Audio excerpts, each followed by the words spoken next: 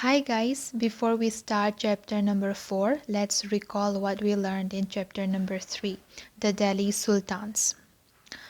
Delhi first became the capital of a kingdom under the Tomara Rajput, who were defeated in the middle of the 12th century by the Chauhans, also referred to as Jahamanas of Ajmer. It was under the Tomaras and Chauhans that Delhi became an important commercial center. Many rich Jain merchants lived in the city and constructed several temples. Coins minted here called Deliwal had a wide circulation. The transformation of Delhi into a capital that controlled vast areas of the subcontinent started with the foundation of the Delhi Sultanate in the beginning of the 13th century. The rulers of Delhi, the first one are the Rajput dynasties, Tomaras, Ananga, Pala, Chauhans, Prithviraj Chauhan. Early Turkish rulers, Kutubuddin Aybek, Shamsuddin Iltutmish, Rajia, Ghiyasuddin Balban. Khilji dynasty, Jalaluddin Khilji, Alauddin Khilji. Next, Tughlaq dynasty, Ghiyasuddin Tughlaq, Muhammad Tughlaq, Firuz Tughlaq. Shahid dynasty, Khizr Khan. Lodi dynasty, Bhalul Lodi. Although inscriptions, coins, and architecture provide a lot of information, especially valuable are histories. Tariq, singular, Tawarik, plural, written in Persian. The language of administration under the Delhi Sultan. So the authors of Tawarik were learned men, secretaries, administrators, poets, and courtiers, who both recounted events and advised rulers on governance, emphasizing the importance of just rule.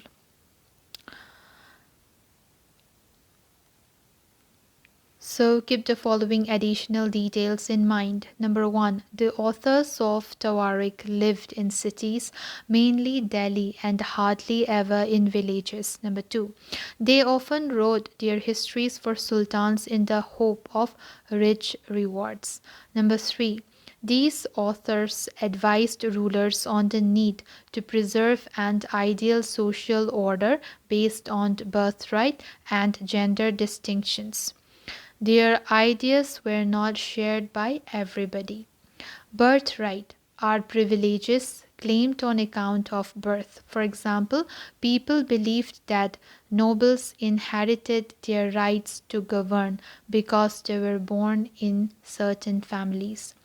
Gender distinctions, social and biological differences between women and men. Usually, these differences are used to argue that men are superior to women.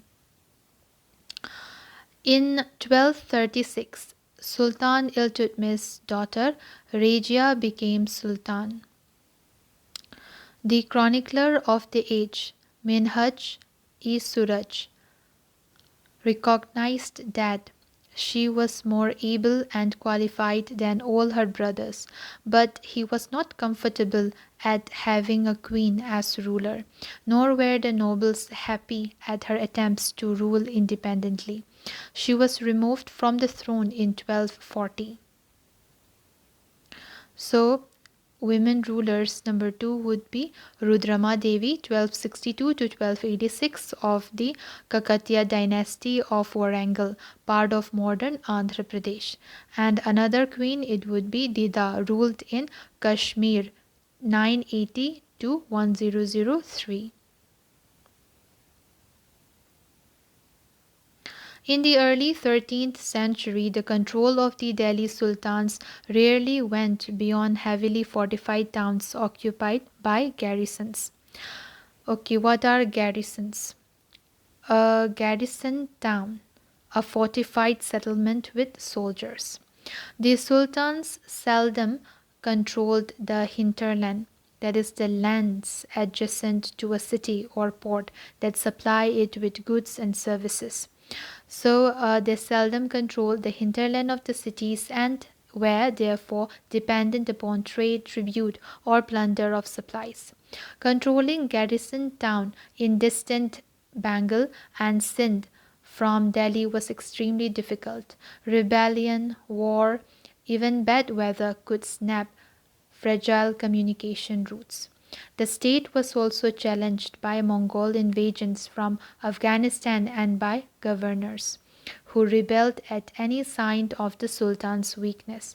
The Sultanate barely survived these challenges. Its expansion occurred during the reigns of Ghiyasuddin Balban, Alauddin Khilji, and Muhammad Tughlaq. The first set of campaigns along the internal frontier of the Sultanate aimed at consolidating the hinterlands of the garrison towns. During these campaigns, forests were cleared in the Ganga Yamuna Dwab and hunter gatherers and pastoralists expelled from their habitat. These lands were given to peasants and agriculture was encouraged. New fortresses and towns were established to protect trade routes and to promote regional trade. The second expansion occurred along the external frontier of the Sultanate. Military expeditions into southern India started during the reign of Alauddin Khilji and culminated with Muhammad Tughlaq. In their campaigns, Sultanate armies captured elephants, horses, and slaves and carried away precious metals. By the end of Muhammad Tughlaq's reign, 150 years after somewhat humble beginnings, the armies of the Delhi Sultanate had marched across a large part of the subcontinent. They had defeated rival armies and seized cities.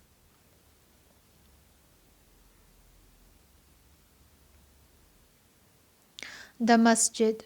A mosque is called a masjid in Arabic, literally a place where a Muslim prostrates in reverence to Allah. So a mosque is called a masjid in Arabic. Literally, it's a place where a Muslim prostrates in reverence to Allah. In a congregational mosque, Masjid-e-Jami or Jama Masjid, Muslims read their prayers, namaz together. Members of the congregation chose the most respected learned male as their leader, Imam, for the rituals of prayer. He also delivers the sermon, khutbah, during the Friday prayer. During prayer, Muslims stand facing Mecca. In India, this is to the west. This is called the Qibla. The Delhi Sultans built several mosques in cities all over the subcontinent. These demonstrated their claims to be protectors of Islam and Muslims. Mosques also helped to create the sense of a community of believers who shared a belief system and a code of conduct. It was necessary to reinforce this idea of a community because Muslims came from a variety of backgrounds. The consolidation of a kingdom as vast as the Delhi Sultanate needed reliable governors and administrators. Rather than appointing aristocrats and landed chieftains as governors, the Delhi Sultans, especially Iltutmish, favored their special slaves purchased for military service, called bandagan in Persian. They were carefully trained to man some of the most important political offices in the kingdom. Since they were totally dependent upon their master, the Sultan could trust and rely upon them. The Khiljis and Tughlaqs continued to use bandagan and also raised people of humble birth who were often their client. So, client is someone who is under the protection of another, a dependent or hanger on. To high political positions. They were appointed as generals and governors. However, this also introduced an element of political instability. Slaves and clients were loyal to their masters and patrons, but not to their heirs. New sultans had their own servants. As a result, the succession of a new monarch often saw conflict between the old and the new nobility. The patronage of these humble people by the Delhi sultans also shocked many elites, and the authors of Persian Tawarik criticized the Delhi sultans for appointing the low and base-born to high offices.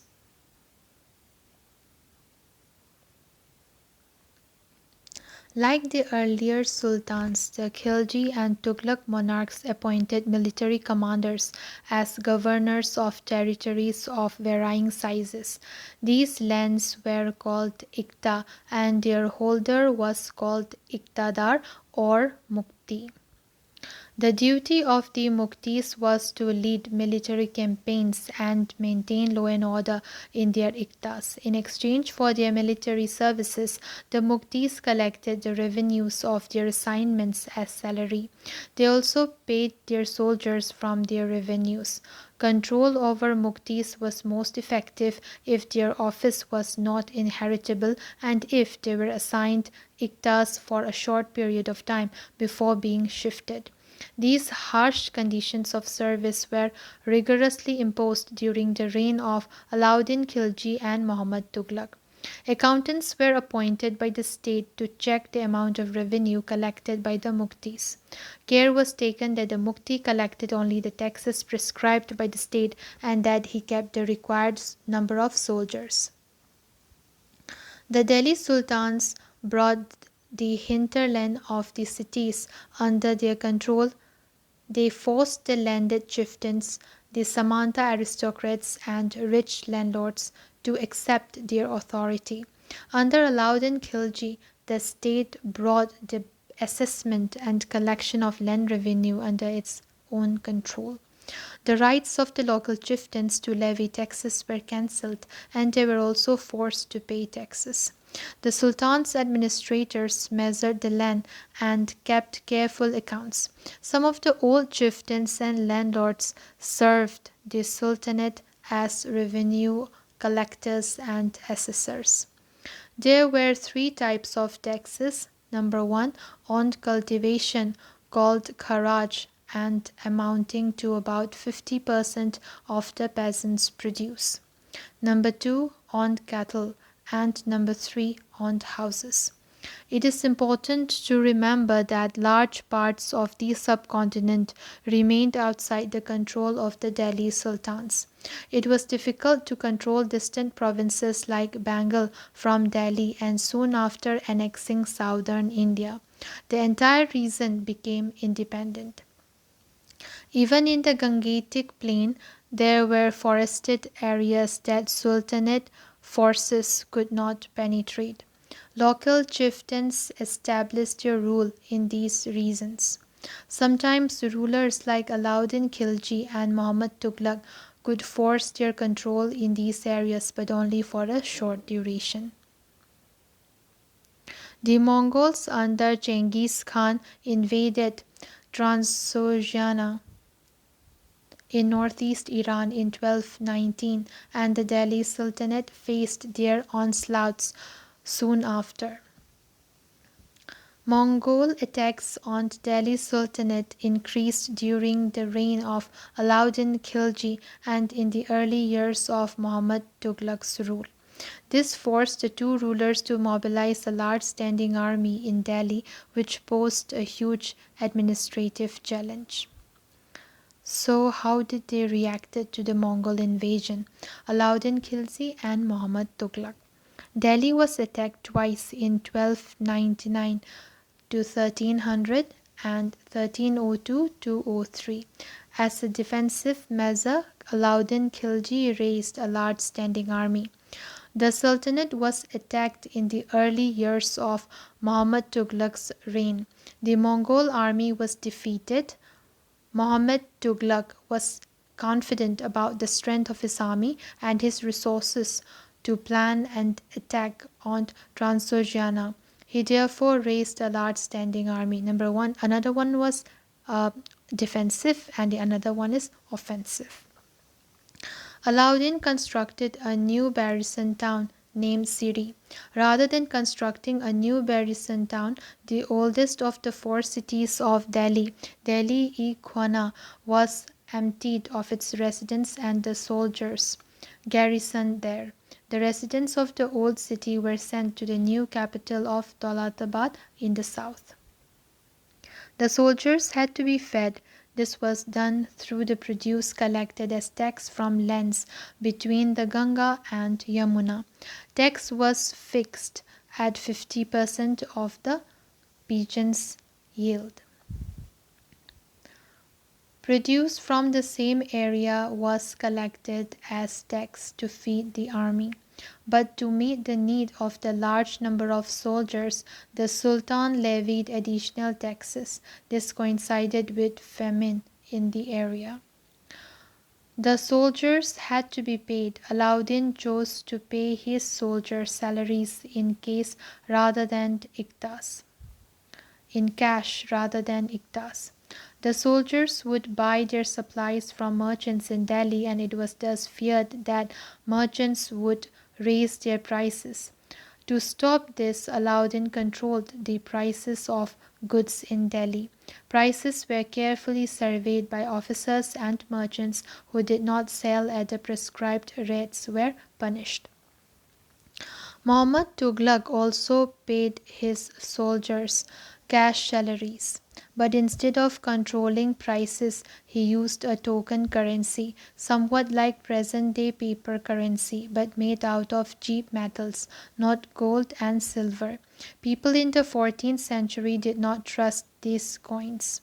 They were very smart. They saved their gold and silver coins and paid all these taxes to the state with this token currency.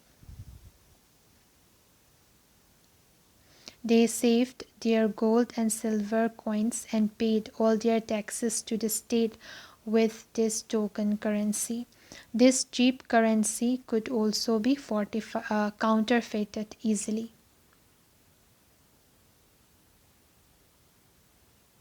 Alauddin's administrative measures were quite successful, and chroniclers praised his reign for its cheap prices and efficient supplies of goods in the market. He successfully withstood the threat of Mongol invasions. Muhammad Tughlaq's administrative measures were a failure. His campaign into Kashmir was a disaster.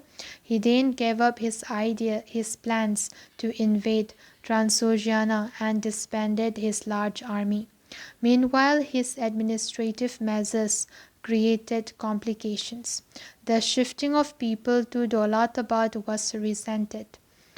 The raising of taxes and famine in the Ganga-Yamuna belt led to widespread rebellion, and finally the token currency had to be recalled.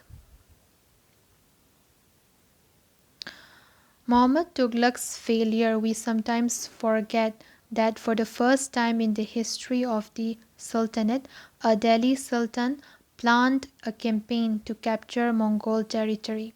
Unlike Alauddin's defensive measures, Muhammad Tughlaq's measures were conceived as a part of a military offensive against the Mongols. So after Tughlaqs, the Sayyid and Lodi dynasties ruled from Delhi and Agra until 1526. By then Jaunpur, Bengal, Malwa, Gujarat, Rajasthan and the entire South India had independent rulers who established flourishing states and prosperous capitals. This was also the period which saw the emergence of new ruling groups like the Afghans and the Rajputs. Some of the states established in this kingdom were small but powerful and extremely well administered.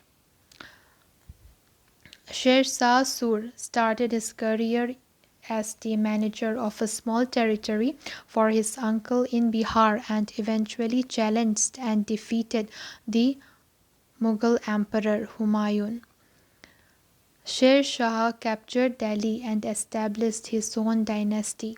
Although the Suri dynasty ruled for only 15 years, it introduced an administration that borrowed elements from Alauddin Khilji and made them more efficient. Sher Shah's administration became the model followed by the great Emperor Akbar 1556 to 1605 when he consolidated the Mughal Empire. So that's all guys from chapter 3. So let's start chapter 4. So let's start chapter number 4, the Mughal Empire. Ruling as large a territory as the Indian subcontinent with such a diversity of people and cultures was an extremely difficult task for any ruler to accomplish in the Middle Ages. Quite in contrast to their predecessors, the Mughals created an empire and accomplished what had hitherto seemed possible for only a short period of time. From the latter half of the 16th century, they expanded their kingdom from Agra and Delhi until in the 17th century they controlled nearly all of the subcontinent. They imposed structures of administration and ideas of governance that outlasted their rule, leaving a political legacy that succeeding rulers of the subcontinent could not ignore. Today, the Prime Minister of India addresses the nation on Independence Day from the ramparts of the Red Fort in Delhi, the residence of the Mughal emperors. This is the Red Fort.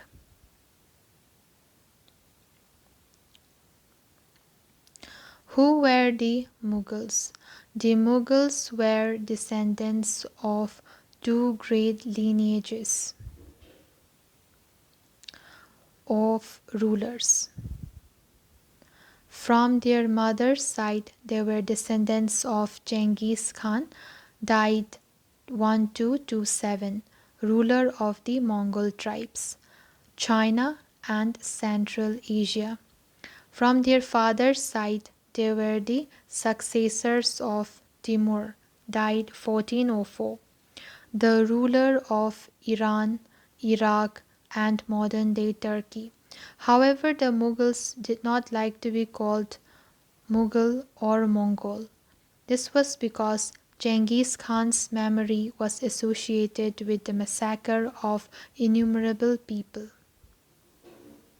It was also linked with the Uzbeks, their Mongol competitors.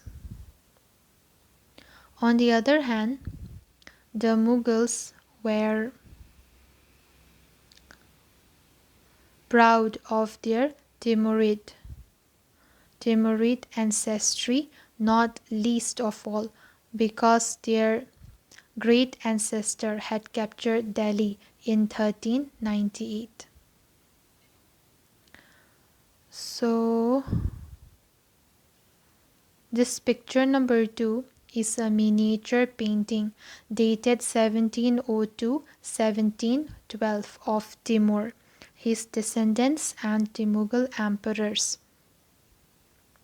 Timur is in the center and on his right is his son Miran Shah, the first Mughal emperor, Babur's great-great-grandfather, and then Abu Said, Babur's grandfather. To the left of Timur are Sultan Muhammad Mirza, Babur's great-grandfather, and Umar Sheikh, Babur's father. The Mughal emperors Babur, Akbar, and Shah Jahan are the third, fourth, and fifth individuals on Timur's right, and on his left, in the same order, are Humayun, Jahangir, and Aurangzeb.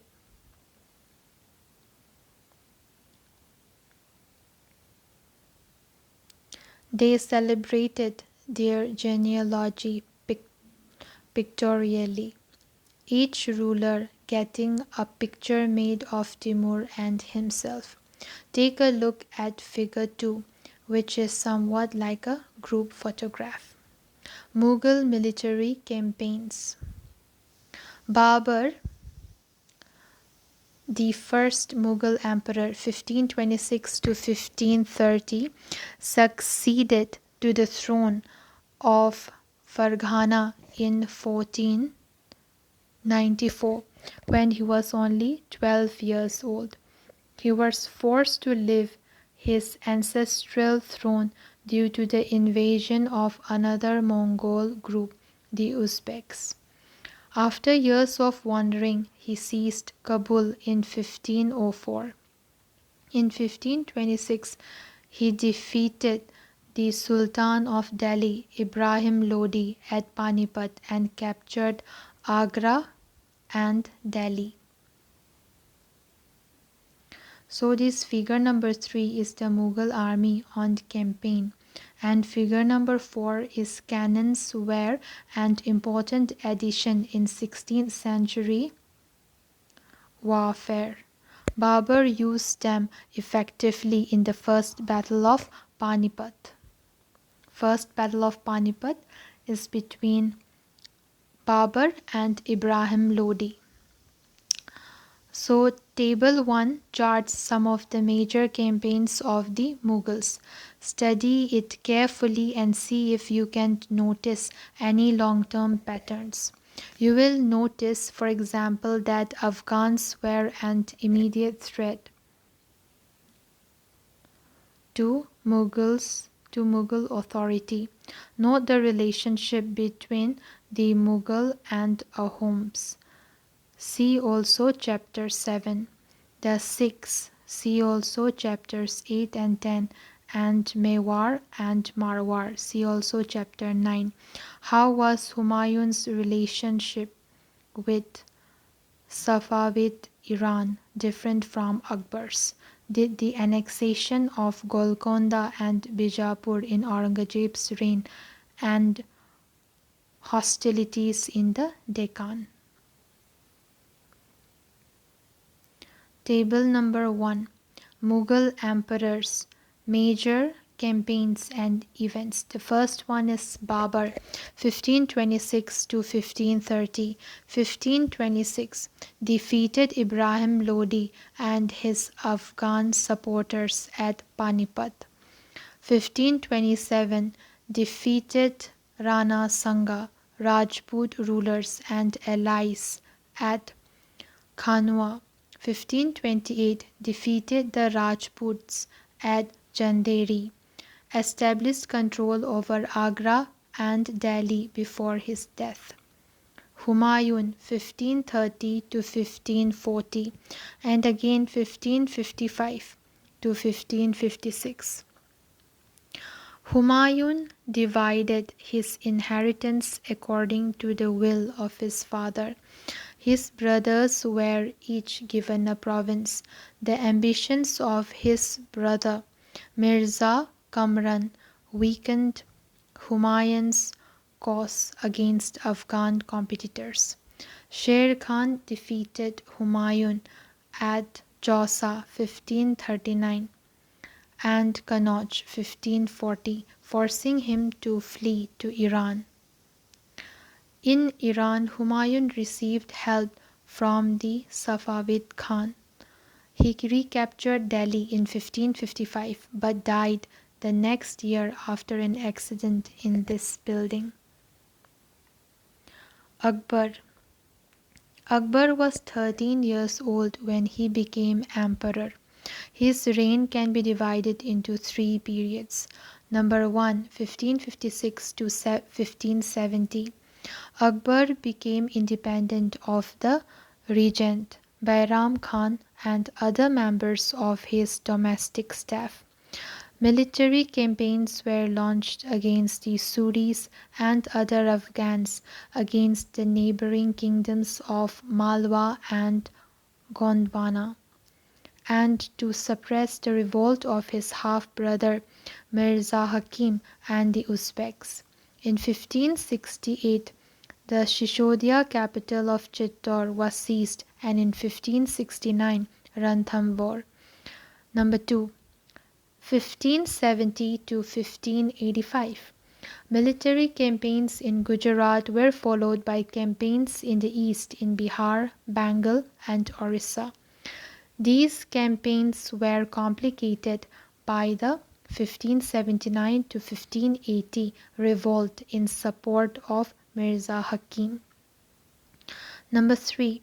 1585 to 1605. Expansion of Akbar's empire. Campaigns were launched in the northwest. Kandahar was seized from the Safavids. Kashmir was annexed, as also Kabul, after the death of Mirza Hakim. Campaigns in the Deccan started, and Berar, Khandesh, and parts of Ahmednagar were annexed. In the last years of his reign, Akbar was distracted by the rebellion of Prince Salim, the future Emperor Jahangir. Jahangir, 1505 to 1627. Military campaigns started by Akbar continued. The Shishodia ruler of Mewar, Amar Singh, accepted Mughal service.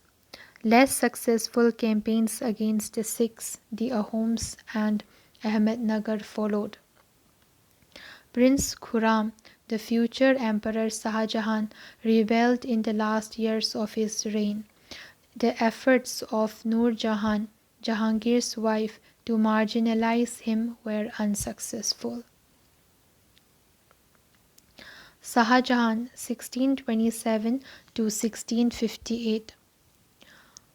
Mongol campaigns continued, and the Deccan under Mughal campaigns continued in the Deccan under Shah Jahan.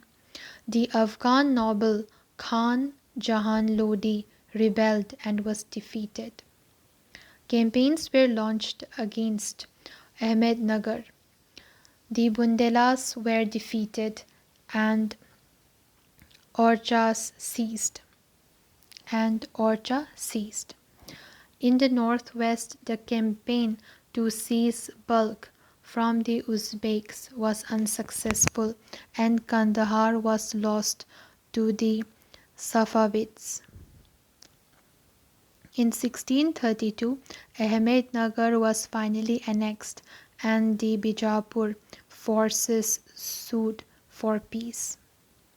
In 1657 to 1658, there was conflict over succession amongst Shah Jahan's sons. Aurangzeb was victorious, and his three brothers, including Dara Shukho, were killed. Shah Jahan was imprisoned for the rest of his life in Agra. Aurangzeb, 1658 to 1707. Number 1. In the northeast, the Ahoms were defeated in 1663 but rebelled again in the 1680s. Campaigns in the northwest against the Yusufzai and the Sikhs were temporarily successful. Mughal intervention in the succession and internal politics of the Rathore Rajputs of Marwar led to their rebellion. Campaigns against the Maratha chieftain Shivaji were initially successful, but Aurangzeb insulted Shivaji, who escaped from Agra, declared himself an independent king, and resumed his campaign against the Mughals. Prince Akbar rebelled against Aurangzeb and received support from the Marathas and the Deccan Sultan. He finally fled to Safavid Iran. Number 2. After Akbar's rebellion, Aurangzeb sent armies against the Deccan sultanates. Bijapur was annexed in 1685 and Golconda in 1687. From 1698, Aurangzeb personally managed campaigns in the Deccan against the Marathas who started guerrilla warfare.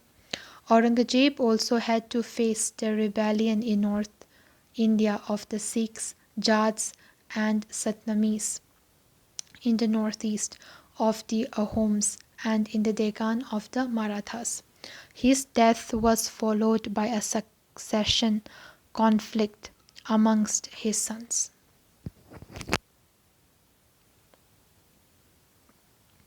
Map 1. Military campaigns under Akbar and Aurangzeb.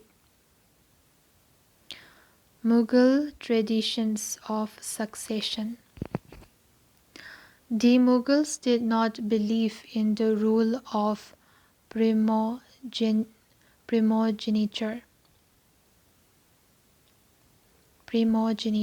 where the eldest son inherited his father's estate. So the Mughals did not believe in the rule of primogeniture. So the Mughals did not believe in the rule of primogeniture, where the eldest son inherited his father's estate. Instead, they followed the Mughal and Timurid custom of coparcenary inheritance, or a division of the inheritance amongst all the sons. So instead, they followed the Mughal and the Timurid custom of coparcenary inheritance, or a division of the inheritance amongst all the sons. Follow the highlighted passages in Table 1 and note the evidence of rebellions by Mughal princes. What do you think is a fairer division of inheritance? Primogeniture or coparcenary? Mughal marriages with the Rajputs. The mother of Jahangir was a Kachavaha princess, daughter of the Rajput ruler of Amber, modern-day Raipur, modern-day Jaipur. The mother of Shah was a Rathore princess, daughter of the Rajput ruler of Marwar, Jodhpur.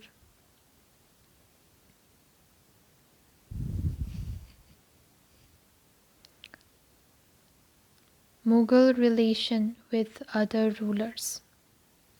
Take a look at Table 1 once again. You will notice that the Mughal rulers campaigned constantly against rulers who refused to accept their authority. But as the Mughals became powerful, many other rulers also joined them voluntarily. The Rajputs are a good example. Many of them married their daughters into Mughal families and received high positions, but many resisted as well. The Sisodia Rajputs refused to accept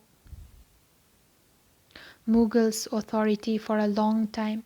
Once defeated, however, they were honorably treated by the Mughal, given their land, Watan, back as consignments, Watan Jagir. The careful balance between defeating but not humiliating their opponents enabled the Mughals to extend their influence over many kings and chieftains. But it was difficult to keep this balance all the time. Look at Table 1 again. Note that Aurangzeb insulted Shivaji when he came to accept Mughal authority. This was the consequences of this insult.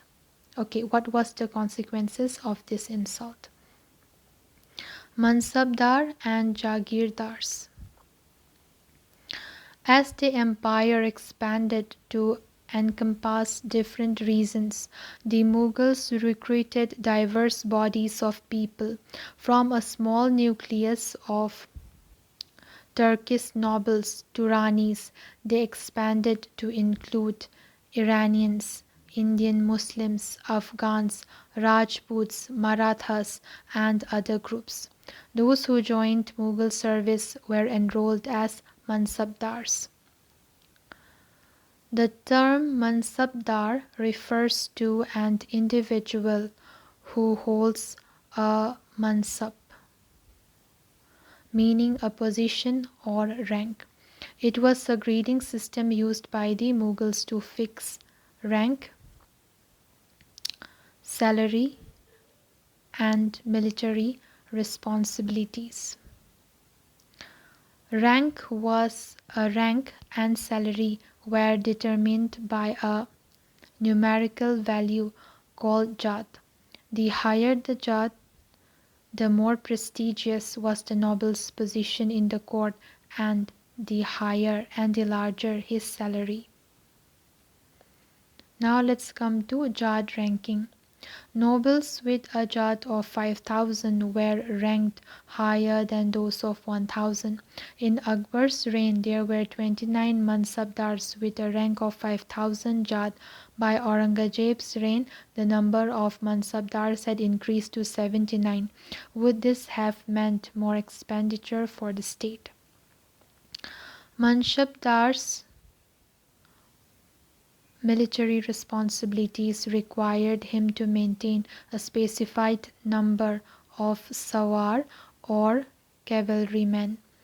The Mansabdar brought his cavalrymen to review, got them registered, their horses branded, and then received money to pay them as salary.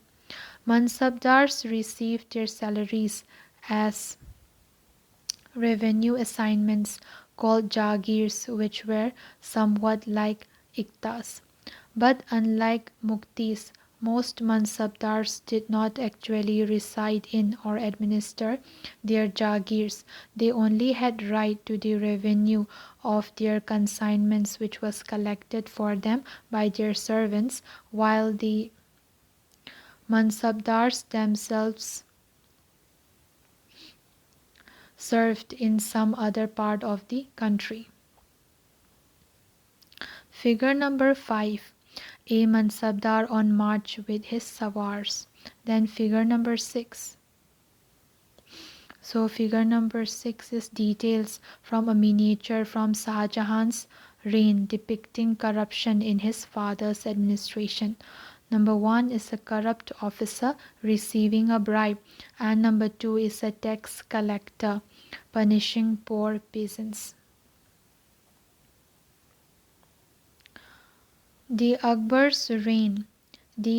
In Akbar's reign, these jagirs were carefully assessed so that their revenues were roughly equal to the salary of the Mansabdar. By Aurangzeb's reign, this was no longer the case, and the actual revenue collected was often less than the granted sum. There was also a huge increase There was also a huge increase in the number of mansabdars, which meant a long wait before they received jagirs. These and other factors created a shortage in the number of jagirs. As a result, many jagirdars tried to extract as much revenue as possible while they had a jagir. Aurangzeb was unable to control these developments in the last years of his reign, and the peasantry therefore suffered tremendously. Jabt and Jamindars. The main source of income available to Mughal rulers was tax on the produce of the peasantry. In most places, peasants paid taxes through the rural elite, that is, the headman or the local chieftain. The Mughals used one term, jamindars, to describe all intermediaries, whether they were local headmen of villages or powerful chieftains. Akbar's revenue minister, Todarmal, carried out Todarmal carried out a careful survey of crop yields, prices, and areas cultivated for a 10-year period, 1570 to 1580. On the basis of this data, tax was fixed on each crop in cash. Each province was divided into revenue circles with with its own schedule of revenue rates for individual crops. This revenue system was known as Jabt. It was prevalent in those areas where Mughal administrators could survey the land and keep very careful accounts. This was not possible in provinces such as Gujarat and Bengal. In some areas, the jamindars exercised a great deal of power. The exploitation by Mughal administrators could drive them to rebellion. Sometimes jamindars and peasants of the same caste allied in rebelling against Mughal authority. These peasant revolts challenged the stability of the Mughal Empire from the end of the 17th century. Akbarnama and N.E. Figure 7. Akbar receiving the Akbarnama from Abul Fazl. Akbar ordered one of his close friends and courtiers, Abul Fazl, to write a history of his reign. Abul Fazl wrote a 3-volume history of Akbar's reign titled Akbarnama. The first volume dealt with Akbar's ancestors, and the second volume recorded the events of Akbar's reign. The third volume is the N.E. It deals with Akbar's administration, household, army, the revenues, and the geography of his empire. It also provides rich details about the traditions and the culture of the people living in India. The most interesting aspect about the N.E.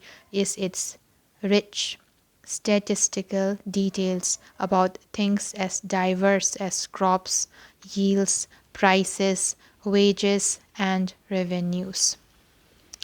A closer look: Akbar's policies. The broad features of administration were laid down by Akbar and were elaborately discussed by Abul Fazl in his book The Akbarnama. In particular, in its last volume, the N.E. Abul Fazl explained that the empire was divided into provinces called subas, governed by a subadar, who carried out both political and military functions. Each province also had a financial officer or diwan for the maintenance of peace and order in his province. The subadar was supported by other officers, such as the military paymaster, Bakshi, the minister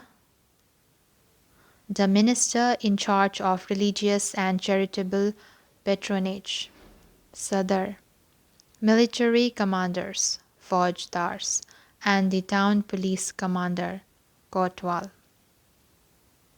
Nur Jahan's influence in Jahangir's court.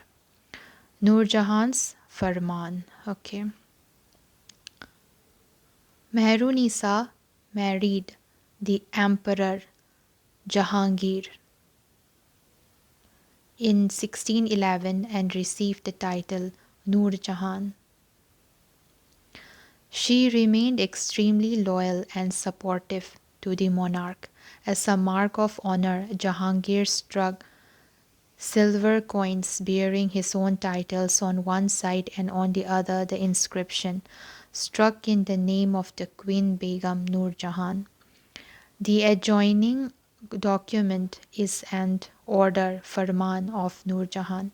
The square seal states, "Command of Her Most Sublime and Elevated Majesty Nur Jahan Padshah Begum." The round seal states, "By the son of Shah Jahangir, she became as brilliant as the moon. May Nur Jahan Padshah be the lady of the age." Akbar's nobles commanded large armies and had access to large amounts of revenue. While they were loyal, the empire functioned efficiently, but by the end of the 17th century, many nobles had built independent networks of their own. Their loyalties to the empire were weakened by their own self interest. While Akbar was at Fatehpur Sikri during the 1570s, he started discussions on religion with the ulama, brahmanas, Jesuit, Jesuit priests who were Roman Catholics, and Zoroastrians. These discussions took place in the Ibadat Khana. He was interested Ibadat Khana. He was interested in the religion and social customs of different people. Akbar's interaction with people of different faiths made him realize that religious scholars who emphasized ritual and dogma were often bigots. So, what is this dogma? A statement of an interpretation declared as authoritative with the expectation that it would be followed without question. Bigot, an individual who is intolerant of another person's religious beliefs or culture. Their teachings created divisions and disharmony amongst his subjects. This eventually led Akbar to the idea of sul-e-kul. Sul-e-kul, or universal peace. This idea of tolerance did not discriminate between people of different religions in his realm. Instead of focused on a system of ethics, honesty, justice, peace that was universally applicable. Instead, it focused on a system of ethics, honesty, justice, peace that was universally applicable. Abul Fazl helped Akbar in framing a vision of governance around this idea of sul-e-kul. This principle of governance was followed by Jahangir and Shah Jahan as well. So this figure is Akbar holding discussions with learned individuals of different faiths in the Ibadat Khana. Can you identify the Jesuit priest in this picture? Sul-e-kul. Jahangir, Akbar's son, described his father's policy of sul-e-kul in the following words. As in the wide expanse of the divine compassion there is room for all classes and the followers of all creeds, so in his imperial dominions, which on all sides were limited only by the sea, there was room for the professors of opposite religions, and for beliefs, good and bad, and the road to intolerance was closed. Sunnis and Shias met in one mosque, and Christians and Jews in one church to pray. He consistently followed the principle of universal peace, sulh ikul. The Mughal Empire in the 17th century and after. The administrative and military efficiency of the Mughal Empire led to great economic and commercial prosperity. International travelers described it as the fabled land of wealth. But but these same visitors were also appalled at the state of poverty that existed side by side with the greatest opulence. But these same visitors were also appalled at the state of poverty that existed side by side with the greatest opulence. The inequalities were glaring. Documents from the 20th year of Shah Jahan's reign inform us that the highest ranking mansabdars were only 445 in number out of a total of 8,000.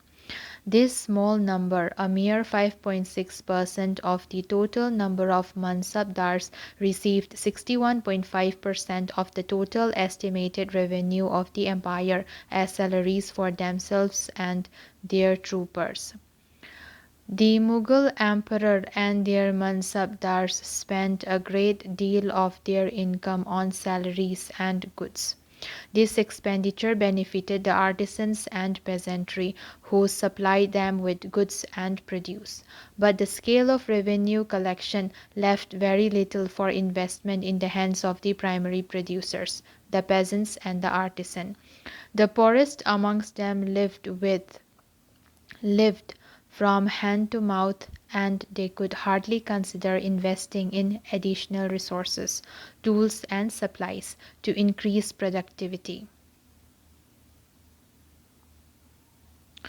The wealthier peasantry and artisanal groups, the merchants and bankers, profited in the economic world. The enormous wealth and resources commanded by the Mughal elite made them an extremely powerful group of people in the late 17th century. As the authority of the Mughal emperor slowly declined, his servants emerged as powerful centers of power in the regions. They constituted new dynasties and held command of provinces like Hyderabad and Awadh. Although they continued to recognize the Mughal emperor in Delhi as their master, by the 18th century the provinces of the empire had consolidated their independent political identities. We will read more about them in chapter 10. Kings and Queens. There were several great monarchs, all near contemporaries in different parts of the world in the 16th century. These included the ruler of Ottoman Turkey, Sultan Suleiman (1520–1566). During his rule, the Ottoman state expanded into Europe, seizing Hungary and besieging Austria. His armies also seized Baghdad and Iraq, much of North Africa, all the way into Morocco, acknowledged Ottoman authority. Suleiman also reconstructed the Ottoman navy. Its domination over the eastern Mediterranean brought the navy into competition with Spain. In the Arabian Sea, it challenged the Portuguese. The monarch was given the title of Al Qanuni. The monarch was given the title of Al-Qanuni, the lawgiver, because of the large number of regulations, Qanun, passed during his reign. These were aimed to standardize administrative procedures throughout the expanding domains of the empire and specifically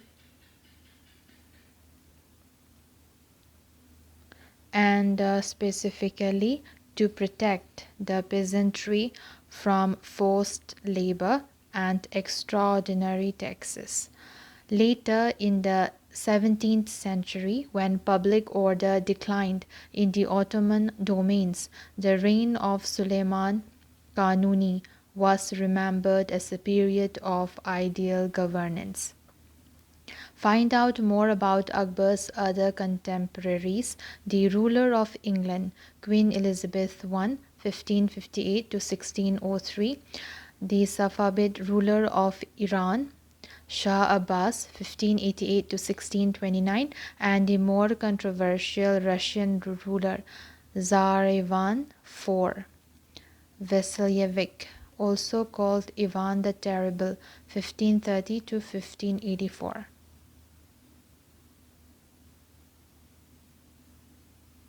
Match the following: Mansab, rank, Mongol, Uzbek, Sisodia Rajput, Mewar, Rathor Rajput, Marwar, Nur Jahan, Jahangir, Subadar, it would be governor. Fill in the blanks. The capital of Mirza Hakim, Akbar's half-brother, was Kabul. The five Deccan sultanates were Berar, Khandesh, Ahmednagar, Bijapur, and Golconda. If Jat determined a Mansabdar's rank and salary, Sawar indicated his number of cavalrymen. Abul Fazl, Akbar's friend and counselor, helped him frame the idea of sulh-i-kul so that he could govern a society composed of many religions, cultures, and caste. Keywords: Mughal, Mansab, Jagir, Jat, Sawar, Mulh-i-Kul. Primogeniture, coparcenary, Jabt, Jamindar. That's all, guys. Thank you for watching my video. See you in my next video. Bye.